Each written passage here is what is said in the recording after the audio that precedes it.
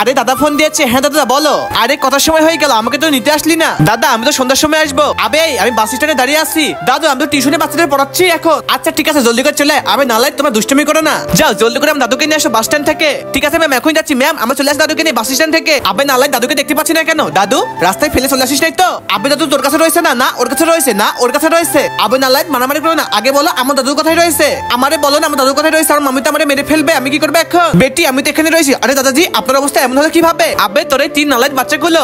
আরে ইয়ার আজকে তো অনেক রোদ্র পড়ছে। আরে ওই যে দাদু। আরে দাদু না ওটা তো ভিখারি। আরে না ওটা তো দাদাই হবে, চল গিয়ে জিজ্ঞেস করি। চলো চলো। আরে ভাই সাহেব আপনি কি টিউশন ম্যামের দাদা হন নাকি? আবে হ্যাঁ হয়তো। আবে নালায়ত আমাকে নিয়ে চল না, কত দেরি করতেছিস তোরা? এরপরে কি হয়েছিল সেটা দেখার আগে এই দুটি ছবির মধ্যে তোমার কোনটি ভালো লেগে থাকে সেটার জন্য ভিডিওটাকে লাইক, চ্যানেলটাকে সাবস্ক্রাইব করে দাও। আর তুমি এক নাকি 2 কমেন্ট করো।